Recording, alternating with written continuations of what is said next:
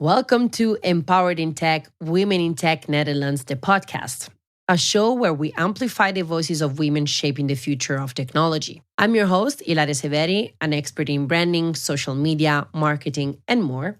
Each episode features inspiring stories from trailblazing women who have overcome challenges, broken barriers, and built thriving careers in tech.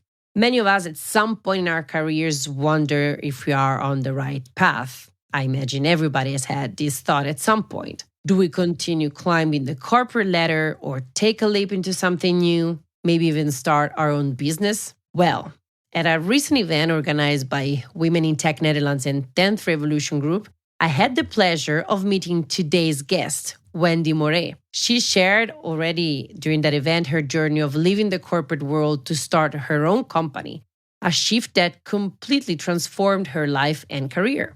Wendy is the founder of Moree Quality BV and TechTogether.ai, an NBC 2024 Top 35 Global Women Thought Leader, a supervisor board member, keynote speaker, mentor, and angel investor. She blends nostalgia and technology, creating meaningful impact through innovation.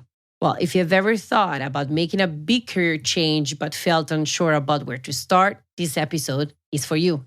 But before we dive in, we'd like to thank our sponsor, DMN Westinghouse, for their steadfast commitment to diversity and inclusion in tech. As a company that strongly aligns with the United Nations Sustainable Development Goals, DMN Westinghouse fosters a workplace where women can truly thrive, especially in technology and engineering. Well, they're not only passionate about empowering women, they're actively expanding their teams. With a range of exciting open positions available, DMN Westinghouse is inviting talented professionals to join their innovative, inclusive workforce. That's why we encourage you to visit their website to explore these opportunities and follow them on LinkedIn for the latest updates. Thank you again, DMN Westinghouse, for supporting our mission and helping us amplify the voices of women in tech.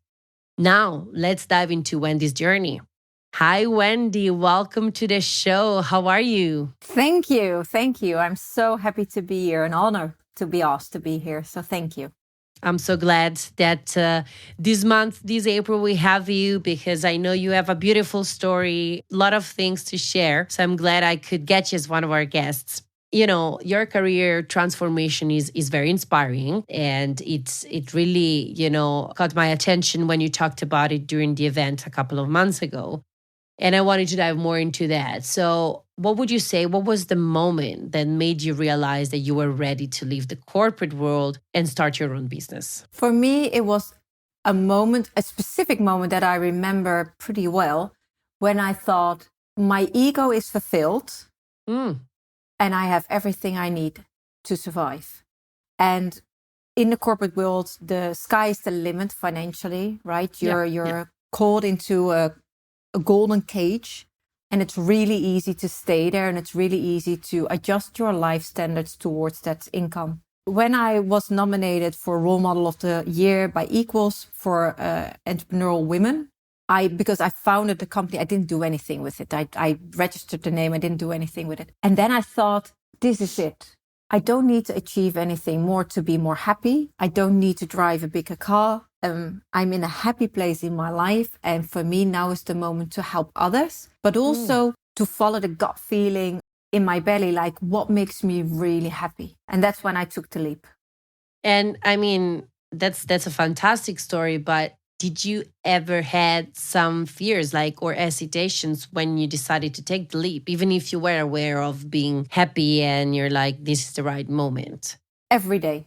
And still, it's a very scary journey. But what started it is in 2023, all these redundancies were happening in the corporate world because after COVID, all corporates needed to reshuffle their organizations.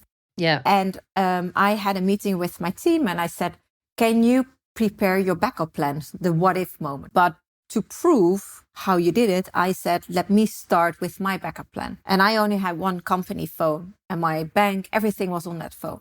And I said, so for me, that means I have my private phone as well.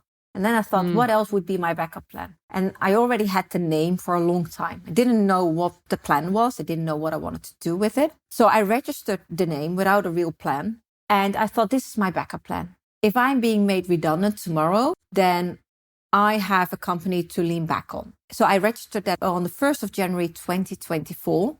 Oh, wow. 1st of January, really kicking off the year. Oh, yeah, I know. But then the revenue I did was like 1,000 euros for a whole year. So I did one mentorship program and that's it. So I didn't do anything with it. And then during 2024, that was the moment.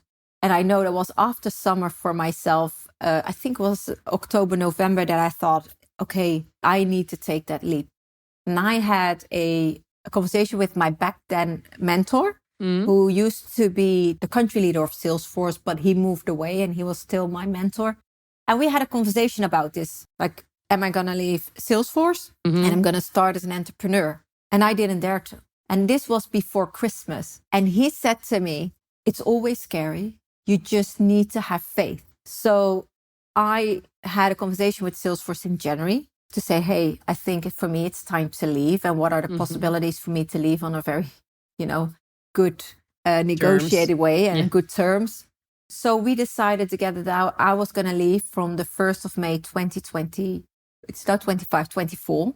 So the company was registered the 1st of January, 2023. And then because I knew I was going to leave Salesforce and I was so scared, I started to talk with people about it. And then one of the Salesforce partners phoned me actually already in January and said, hey, can you advise us? And I said, I can't because I'm a regional vice president within Salesforce. But from the 1st of May, you can actually hire me as an expert. And so we had lots of conversations and they actually wanted to work with me. So suddenly, from making the leap, making the decision, starting talking about it, I really, like within a couple of weeks, I had my first potential customer.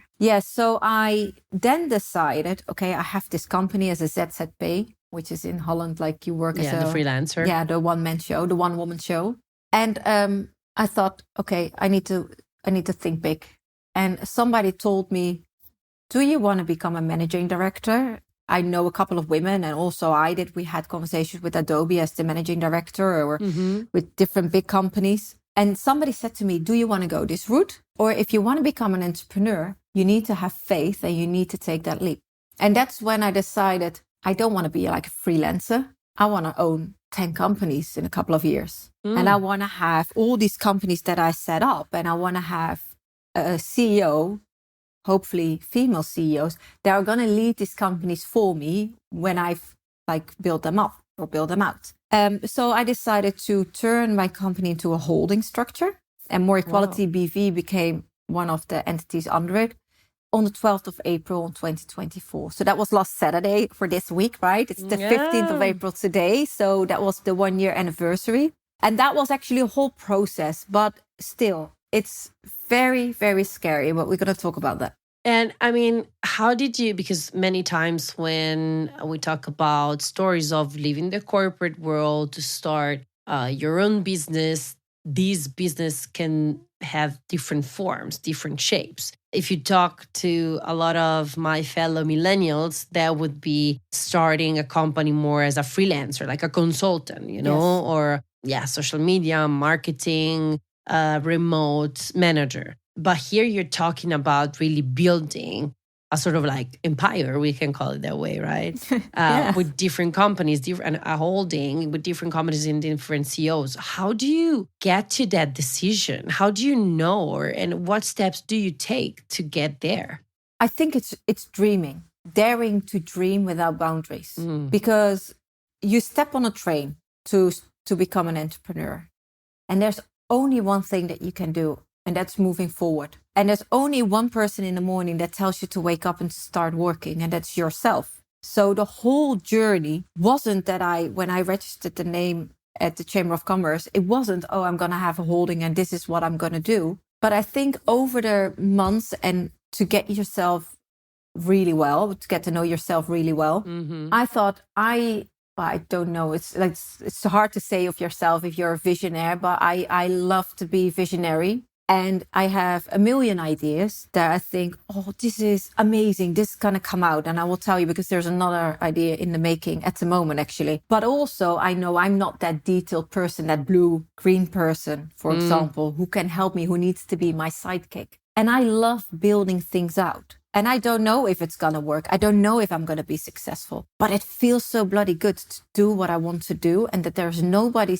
telling me, like, you can't post this. You can't talk about this. You can't dream about this. And I learned to really, really believe in myself and to take this leap. And I also understand when somebody is a freelancer, because it saves a lot of money. Because the difference between a holding structure and a freelancer is you have your taxes that you need to apply for every quarter. Yeah. And when you become a holding structure, you need an official accountancy. And then the official accountancy agent needs to have a yearly report that needs to be published. And that costs a lot of money. I think you have to, per company, so you have one for the holding structure, you have one for the BV, or every BV that you have. And it's probably for every company, it's probably already something like €2,500. So you need to really, really be sure, I think, that this is what you want. And if you want to have a job, maybe just because it's a really nice start to become an entrepreneur, or you don't have the ambition to do anything more, like you have more companies, then I would really stay a freelancer. But if you think, and that could be after a year, it could be after 5 years, but it could also be the start. If you listen to somebody or you see somebody and you're like, with AI, I want to do this and I want to do this and I want to do this. So I founded Moree Quality BV on the 12th of April. And then in October, I launched techtogether.ai as a brand, which probably was one day become a BV structure as well.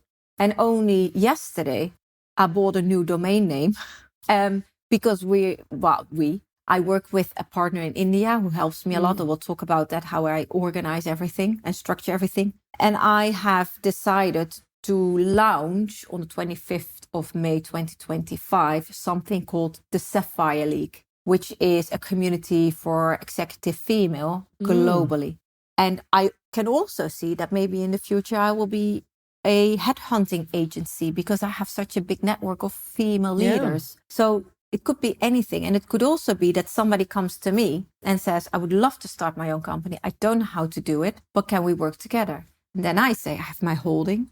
I have my structure already set up. The accountancy is set up. I work with Google Workspace. This is how it works. This is how the processes are. And we just have to take this process and copy it to a new BV. Okay. So you also, let's say, sell or give away the structure, but like give away as part of your holding. Yes. And I mean, what in the first place you said, okay, you told us already a little bit about the dream of having different holdings and companies with all women CEOs. But in the first place, what inspired you to create these companies and what impact do you hope to make?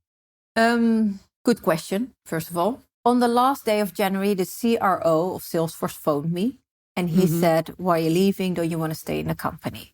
And I can tell you, rumors and gossip go all the way and you hear everything back in different ways, but this is what happened. And he phoned me and he said, so why are you leaving? And I said, I am like that puppy in a field and you just take the leash off and I just want to catch butterflies. And I don't know if I can catch them. But what I have done within Salesforce is I led the Women's Network for 7 years. I have learned that also because my own experience, it's really difficult for a woman to make promotion, to be seen, to have no imposter syndrome. Or when you have imposter syndrome, to let it go quite easily and just move on again. And I've realized that it gives me a really happy feeling inside to help other people move forward. And that it makes me more proud to see somebody else on the stage and to see them shine and to see and to feel that I've helped them to come there instead of me. But I think that's the part of that ego. I've been there, I've done it, I've achieved it. Now let's use my network and my reputation and let's see if I can help other people to move forward. And with Moree Quality, it says it already, right? I do the keynote speaking, I do the mentorship, I do the advisory board services, but the mentorship is really focused on middle management women.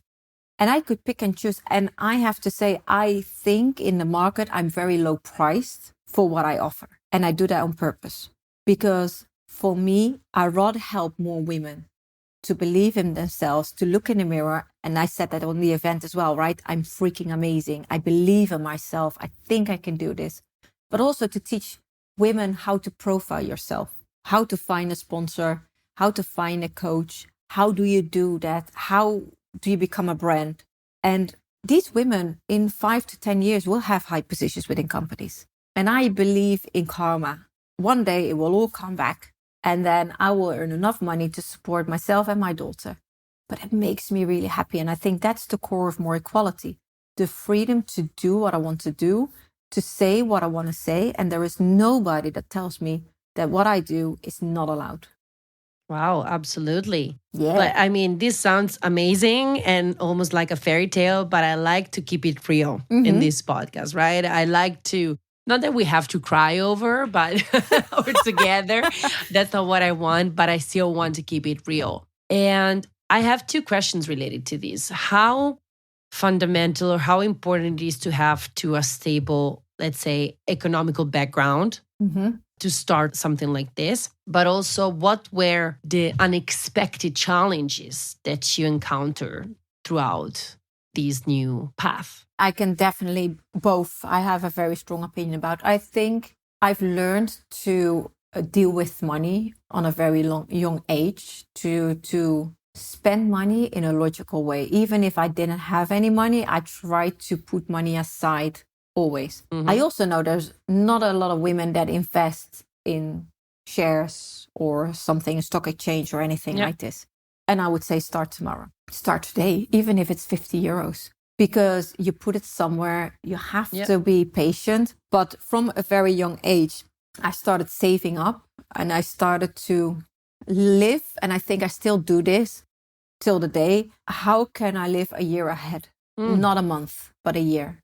The money that I make now, I'm not on the level that I can survive yet with my company because it's building. It's only existing for a year. The money that I make this year, I keep in my company to be able to pay me out next year for the full year. That means that I had savings for the full year for this year, which gives me the time and also the bandwidth, peace of mind. But I'm 47. And if I would do it again and I would have had a role model, I probably would have started when I was 20 as a freelancer. But then also, it would have been really nice if somebody told me, don't spend it all. Yeah. If when I had a corporate income, somebody came to me and said, what you need to do, Wendy, is to put money aside and save that for in 5 years, because you don't know yet what you want to do. But in 5 years, suddenly you have money to support yourself for 1 year. And it is true, when you're 20, the cost of living are lower as when you have a whole family. For sure, 100%. So, and then the other question is, of course, so the other question is, what was something I never expected? This is a harsh one. Entrepreneurship, if we talk about it, it sounds very romantic. Yeah. It's not. It's seriously hard work. I work harder than ever before. I cry more than ever before, and I'm more insecure than ever before. But I'm also happier than ever before. So what I didn't expect, and nobody warned me, not my mentor, not my coach, nobody warned me for this, is everybody has trauma for things that they've experienced either growing up or something happened during their life. And I never expected to be dealing with my trauma all over again. Because what happens is everybody advises on what do you do as an entrepreneur? You need to be persistent, you need to be proactive, you need to be positive, you need to be believing in yourself. Yeah. And nobody said, and then you lose a deal or you win a deal. Yeah. Or there's jealousy from somebody in your environment and you don't know how to deal with that. And then suddenly the trauma that you've experienced when you were younger is triggered. And now you have time to feel it. Because when you work in a company, doesn't matter if it's a corporate company or not a corporate company, what do you do when you feel down? You get dressed and you think, today is a day to go to the office because I don't have to think about what happened. And then you leave and you park it for like a later moment. When you're an entrepreneur, you don't have the option. And I was not prepared for that. So from November till February, I went through hell emotionally and I was not prepared. I think in December, so because I have a daughter on my own and because you don't have a company you work for anymore. Yeah. I was alone with Christmas. I was alone on New Year's Eve. Well, not alone with my daughter. And in the meantime, I was trying to set up my business. I had the financial stress. Is it going to work? Am I going to be successful? People have an opinion about you. People advise. as if they were in your shoes, and people advise often from a position that they are scared. Like the what if. You shouldn't do this because then it could go wrong. If I were you, so you have this advice, so people see all the risk, and it's like almost you step out the door and everybody's having a banner outside like, be aware, it's going to go wrong. Don't do it. Yeah, exactly. And then you have, well, for me, it was my trauma for financial, because I've lost everything before, years before that. So that was a trauma, like, oh, and now I have to sell the house. And then you're in bed in the night, and then it goes into your brain. I have to sell the house, and I'm not going to survive, and I'm not going to be successful. You have to live through that. You have to experience, you have to feel it. You don't have to go back into therapy and somebody saying, well, that's my opinion, to say, oh, but if you do these exercises, you will be okay. No, you became an entrepreneur. You now have the time to deal with it on your own, and you need to get your act together. Park it, tell yourself that you're in a safe position because you have a year income already, so you can plan ahead. And you really learn how to really, really believe in yourself. Because if you don't believe in yourself as an entrepreneur, the market is not going to believe in you. That's very true. And I mean, I want to say I'm a very big advocate of therapy, and I think it does wonder. And if people out there are looking for some extra motivation, I would say do it. I've been doing it many, many years. And for me, it's like going to the gym. For my body, doing therapy is gym for my mind. But I understand what you mean when you say, or at least that's what I understand, that like therapy can help, but you are the person who has to do the work at the end of the day, right? Because talking to someone should be the key to unlock those things that you are unable to unlock by yourself. But then you need to take the time to work through those. And I think already when you go to therapy, you take that step forward of being, I'm open to feel it, right? I'm open to feel whatever it's coming. And I think it's a bit what you were saying, like being open to experience it and not push it back. And sorry if that came out wrong. I have had a lot of therapy. I've done EMDR, I've done different things of therapy. And they teach you techniques. They teach you techniques on either to accept it, or when it comes up, or when some situation's happening, how you should deal with it, how you could feel it. And of course, you go through processes. Yeah. But for me, as an entrepreneur, because I can only talk for me, I suddenly had the time. Okay, to let it sit and to work it through, really. Yes, and to not hide within therapy, because I'm a person, if somebody tells me, so, okay, Wendy, so you have a bad day, if you do these 3 things, you should be fixed. And then I'm like, okay, so I can put a checkbox behind it and I'm fixed. And that doesn't work as an entrepreneur, because you're here trying to build up your company with all the insecurities. Yeah. And you really have to face the mirror about your own insecurities, your own trauma. And you have to work through it, because tomorrow is a new day. And it doesn't matter if today you have a bad day, tomorrow that might be another customer meeting where you have to show up. Absolutely. And I mean, this brings me to our more final questions. And what I would like to ask is, already we can sense what could be your main advice or your advice, but I would say your top 3 pieces of advice that you would give to our listeners. Most of them are women, but hopefully we also have men, because of course we are a women tech association, but that doesn't mean, as always, also Lieke, our director, says that we don't accept or we don't welcome men. Actually, I hope men are also listening to this. What are your 3 top pieces of advice for someone who is considering becoming an entrepreneur or is considering leaving the corporate world and embarking on this path? The 3 things is, first, have a backup plan for your current job. It doesn't matter if you work in corporate, if you want to become an entrepreneur, and write down your backup plan, because it gives a sense of relief for yourself. The second thing is, you don't have to have the full plan to start. You don't. You just have to start and do it. If you want to build an application and you're going to take 2 years to build the application, somebody else already came to the market with a less good version, but already sold it to a customer. So you don't have the whole plan. And this is specifically for women.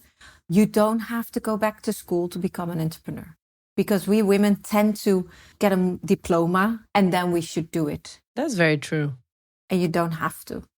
It is, you have to show up. You have to do it. And when you're on the train, you are on the train and you stay on the train.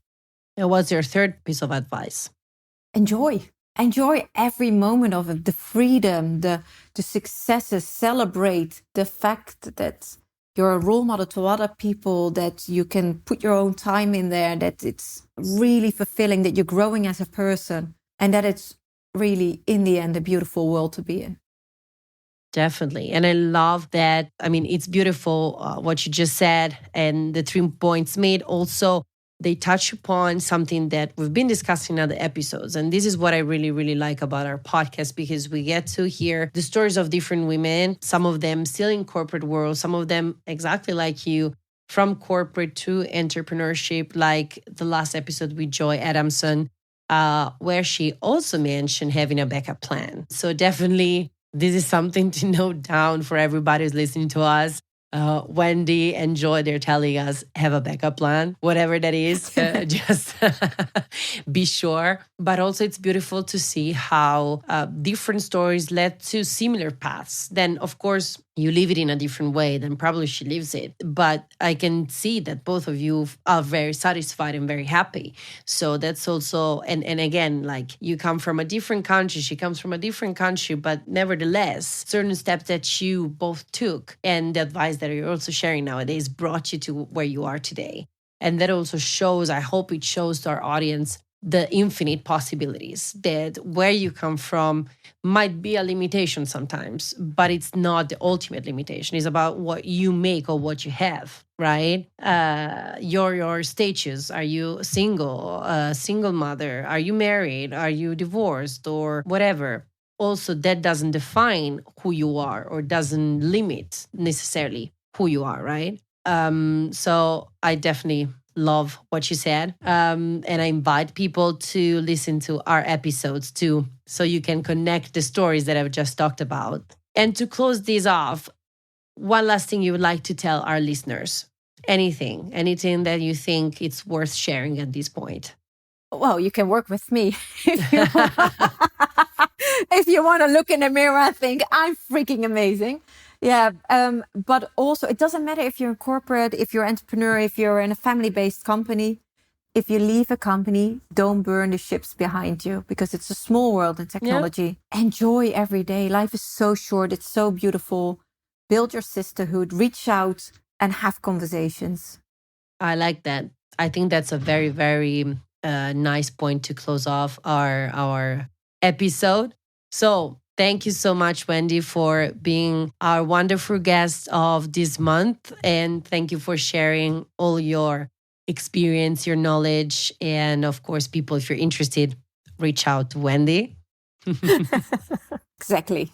Thank you for having me.